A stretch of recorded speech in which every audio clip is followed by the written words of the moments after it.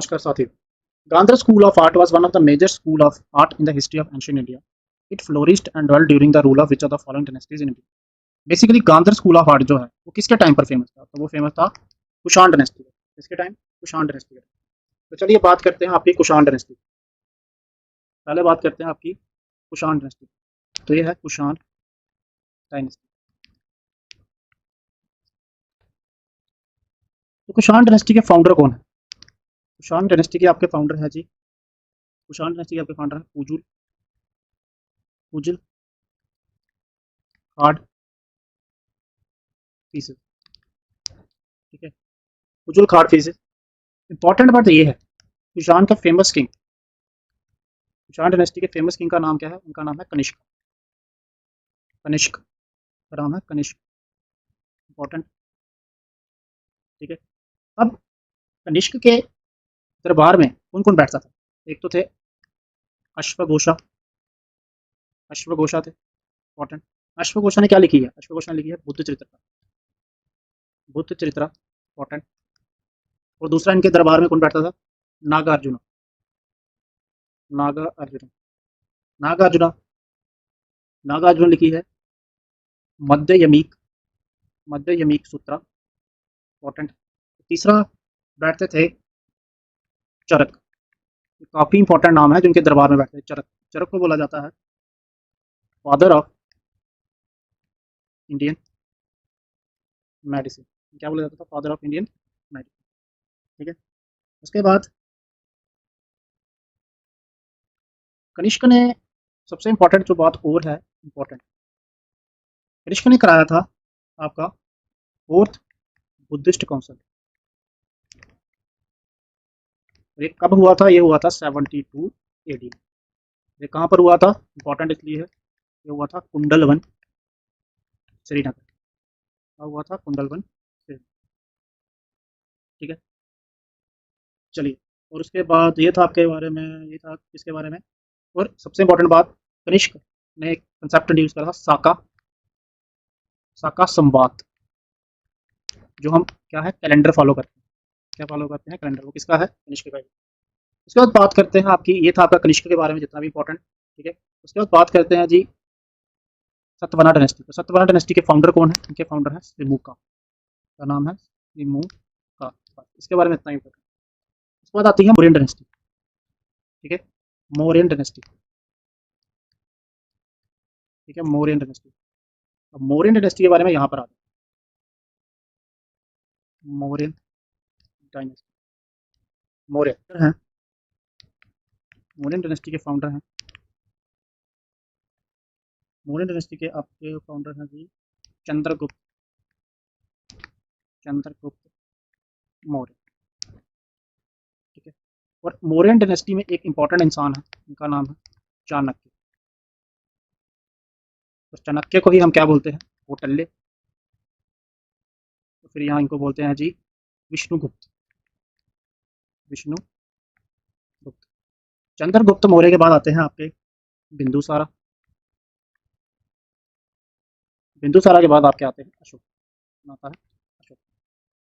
ठीक है, चंद्रगुप्त मौर्य को इनको बोलते थे सेंड्री कॉटस, सेंड्री कोटस, इनको नाम दिया हुआ है।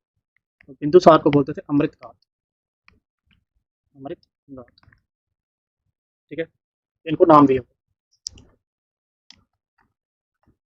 ठीक है, गुप्ता डायनेस्टी, गुप्ता डायनेस्टी।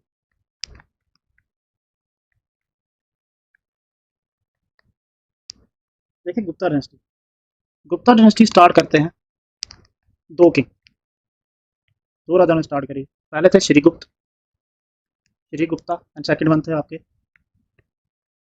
घटोत्कच। अच्छा, अब इसका क्रोनोलॉजिकल ऑर्डर कैसे है गुप्ता डायनेस्टी का? इंपॉर्टेंट राजा है समुद्रगुप्त, समुद्रगुप्त। ठीक है, समुद्रगुप्ता से सॉरी, यहाँ पे एक मिनट रुकिए। पहले आते हैं आपके Chandragupta, Chandragupta.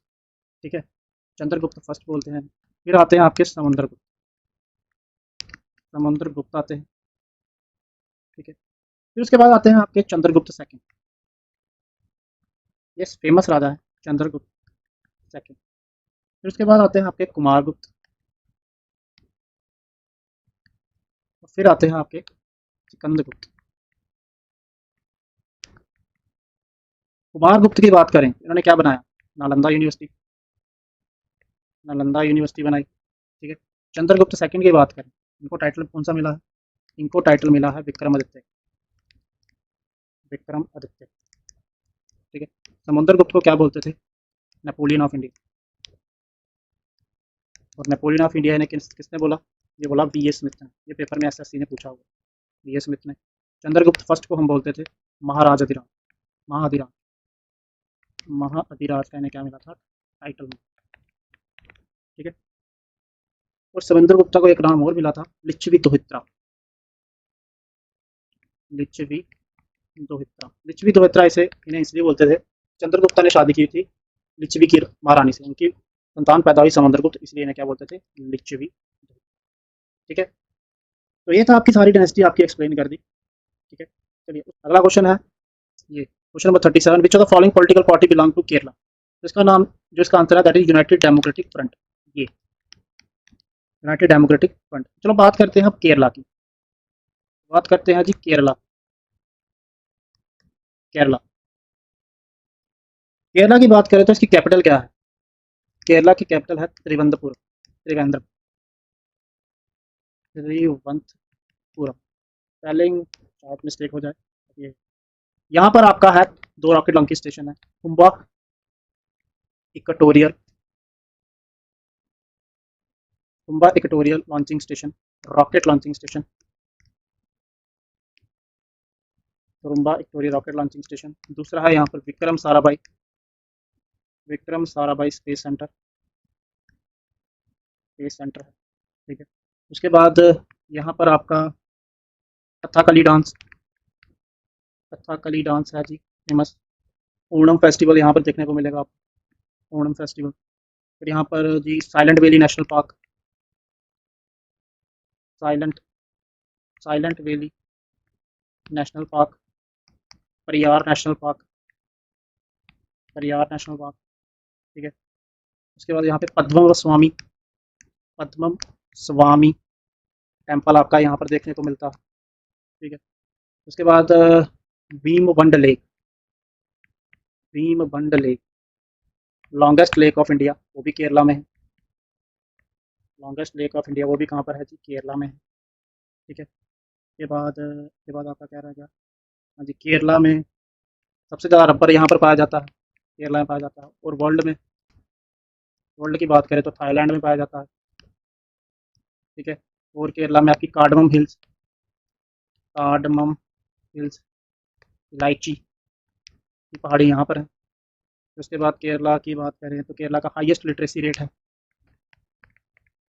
Highest literacy rate है, बॉर्डर बटालियन में ये क्वेश्चन आया हुआ है, जेकेपी बॉर्डर बटालियन में क्वेश्चन आया था। हाईएस्ट सेक्स रेशो यहाँ पर है, मेल और फीमेल का अंतर सबसे कम है, हाईएस्ट सेक्स रेशो यहाँ पर है। ऑल अबाउट सारा का सारा आपको केरला का जो भी इंपॉर्टेंट थी वो बता दें।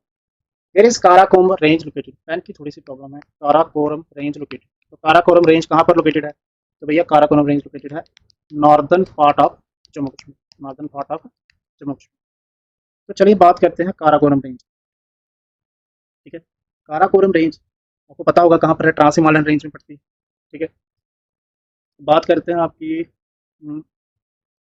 यहाँ पर बात करते हैं पहले अरुणाचल प्रदेश, अरुणाचल प्रदेश, जो भी इंपॉर्टेंट स्टेट्स हैं इस क्वेश्चन को सारे डिस्कस करेंगे। अरुणाचल प्रदेश ये कहाँ पर पड़ता है, ईस्टर्न साइड में पड़ता है, और ईस्टर्न पॉइंट जहाँ पर ये पड़ता है, अरुणाचल प्रदेश में एक ईस्टर्न पॉइंट है, ईस्टर्न पॉइंट है किसका, इंडिया का, ईस्टर्न मोस्ट पॉइंट है किसका, इंडिया का, जिसे हम क्या बोलते हैं, किबिथू, क्या बोलते हैं, किबिथू। अरुणाचल प्रदेश को बोला जाता है लैंड ऑफ राइजिंग सन, और वर्ल्ड में किसे बोला जाता है जी, वर्ल्ड में बोला जाता है जापान, किसको, जापान। अरुणाचल प्रदेश की कैपिटल की बात करें, कैपिटल है ईटानगर, कैपिटल है ईटानगर, ठीक है। अरुणाचल प्रदेश की लोएस्ट पॉपुलेशन डेंसिटी, डेंसिटी, ठीक है, इंपॉर्टेंट है, याद रखोगे। उसके बाद दूसरी स्टेट है यहाँ पर जे एंड के में as you know saffron grow करता है, सैफरन कहाँ करता है? किश्तवाड़ में ग्रो करता है। दूसरा कहाँ करता है जी? पंपोर में, जो कहाँ पर पड़ता है? पुलवामा डिस्ट्रिक्ट में पड़ता है। उसके बाद है उत्तर प्रदेश। उत्तर प्रदेश ऑलरेडी डिस्कस कर चुके हैं। उसके बाद आता है जी आपका सिक्किम। आपका सिक्किम, सिक्किम की कैपिटल की बात करें, नॉर्थ ईस्टर्न स्टेट की कैपिटल बड़ी इंपॉर्टेंट रहती है, गैंगटोक की कैपिटल है गैंगटोक। सिक्किम की सबसे इंपॉर्टेंट बात है, सबसे इंपॉर्टेंट पॉइंट याद रखना, ये भारत की बनी 22nd स्टेट। 22nd स्टेट बनी कब? किसकी? इंडिया की। और कब बनी? ये बनी 1975 में। कौन से अमेंडमेंट से? भैया ये बनी 36th अमेंडमेंट से। बड़ी इंपॉर्टेंट, 36th अमेंडमेंट से, ठीक है, बड़ी इंपॉर्टेंट हो जाओ, ठीक है। T4, which of the following when added to, which of the following when added to pure water, which of the following when added to pure water, देता हूँ यहाँ पे, pure water usually increases the surface tension, usually increases the surface tension. तो चलो अब बात करते हैं यहाँ पर सरफेस टेंशन। इसका आंसर जो होता है, इसका आंसर है सोडियम क्लोराइड। आंसर है सोडियम क्लोराइड, इसका आंसर है भैया सोडियम क्लोराइड। अगर वो यहाँ पर बात कर रहा है इंक्रीज की, अगर बात करता है डिक्रीज की, फिर आंसर होना था डिटर। तो what is surface tension? Surface tension क्या होता है? सरफेस टेंशन क्या? देखो सरफेस टेंशन एक प्रॉपर्टी है लिक्विड की, प्रॉपर्टी ऑफ लिक्विड, जिसमें क्या होता है, जिसमें लिक्विड क्या करता है, tend to acquire minimum, tend to acquire minimum surface area, ठीक है। Property of liquid tend to acquire minimum surface area. Surface tension की बात करें तो सरफेस टेंशन बराबर किसके होता है? Surface tension is equal to force upon length, ठीक है। और इस सरफेस टेंशन की अगर मैं सबसे बढ़िया आपको एग्जांपल बताऊं तो that is rain drop, rain droplets, rain droplets जो होते हैं ना, सेम सरफेस टेंशन, वो किसका फेनोमेना है? Surface tension. रेन ड्रॉपलेट्स होते हैं जो बबल बन जाते हैं, वो किसका फेनोमेना है? That is surface tension. Question number 45, question number 45, which of the following markup language is used to give effect to web page? Effect, effect देने में, वेब पेज को क्या करने में? इफेक्ट देने में। चलो मैं सारे के सारे ऑप्शन आपको दूसरी साइड क्या करता है एक्सप्लेन, ठीक है। एक्सएमएल हो गया, डीएचटीएमएल हो गया, सी प्लस प्लस सी, इसका वैसे आंसर जो है ये है डीएचटीएमएल। क्या है? डीएचटीएमएल। पहला है, देखो चाहे एक्सएमएल हो, चाहे आपका एचटीएमएल हो, और चाहे आपका डीएचटीएमएल, ये सारे के सारे एक ही चीज बनाने में काम आते हैं, दैट इज क्या? Web pages and application. Web pages and application बनाने में हमारे क्या काम आते हैं। बात करते हैं पहले एक्सएमएल, बात करते हैं पहले एक्सएमएल। ये है इसका, इसका फुल फॉर्म है extensive, EXTEN, extensive markup language, extensive markup language. अब सर एक्सटेंसिव मार्कअप लैंग्वेज इसका क्या फंक्शन, ठीक है। इसका फंक्शन है ट्रांसपोर्ट करना, ट्रांसपोर्ट करना डेटा को, क्या करना? सेव करना डेटा, ट्रांसपोर्ट करना और क्या करना? सेव करना किसको? डेटा। एक्सएमएल जो है ये डायनेमिक चीज है, डायनेमिक का मतलब है जिसे हम क्या कर सकते हैं? चेंज कर सकते हैं, ठीक है। उसके बाद बात करते हैं आपकी DHTML, DHTML इसका मतलब होता है dynamic hyper text, hyper text markup language. अब ये जो है DHTML है, ये किस काम आता है? ये काम आता है इफेक्ट देने में, एनिमेशन देने में, किसको? वेबसाइट, ठीक है। इसी से हम क्या कर सकते हैं? इफेक्ट दे सकते हैं, एनिमेशन दे सकते हैं, किसको? वेबसाइट को, जो आप कह सकते हो वेब पेजेस, ठीक है। अब ये और ये दोनों क्या है? ये भी क्या है? डायनेमिक, नाम से ही आपको पता चल गया होगा डायनेमिक। बट ये जो है आपका, ये जो है लास्ट जो आपका है दैट इज HTML। HTML आपको पता है, HTML जो है ये क्या है? स्टैटिक है, स्टैटिक है, ये क्या है? स्टैटिक। इससे हम स्टैटिक वेबसाइट्स, वेब पेजेस क्या कर सकते हैं? क्रिएट कर सकते हैं। और इसी वेब पेज का यूज करके बाद में क्या बनती है? वेबसाइट्स, ठीक है। तो इसलिए ये क्या है? स्टैटिक। इससे हम सिर्फ स्टैटिक वेबसाइट। उसके बाद बात करते हैं जी, आपका अगला ऑप्शन है सी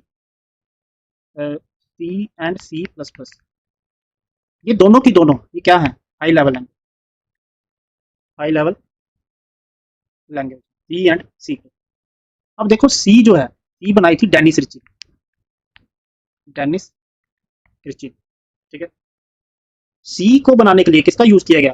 यूनिक्स ऑपरेटिंग सिस्टम। इसका यूज किया गया यूनिक्स ऑपरेटिंग सिस्टम। और सी किस काम में आती है? ये काम आती है राइट सिस्टम सॉफ्टवेयर राइट करने के लिए एंड एप्लीकेशन सॉफ्टवेयर राइट करने। उसके बाद सी प्लस प्लस,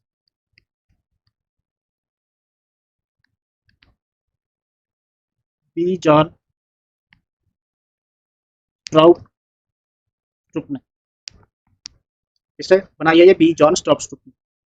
और उसके बाद सी प्लस प्लस जो है oriented object oriented programming language. Object oriented programming language. Object oriented programming language क्यों है? क्योंकि हम यहाँ पर किसका यूज़ कर सकते हैं? हम यूज़ करते हैं यहाँ पर ऑब्जेक्ट। ठीक है, तो ये था साथियों, आज के लिए इतना ही रखते हैं। ठीक है, तो वीडियो अच्छा लगा तो प्लीज़ लाइक सब्सक्राइब और शेयर करें। ऐसे ही हम आपके लिए प्रीवियस ईयर जितने पेपर हैं वो सॉल्व करते रहेंगे, तो जो सिलेबस चल रहा है वो साइड बाय साइड वो भी करते हैं। ठीक है, थैंक यू सो मच। जय हिंद, जय भारत।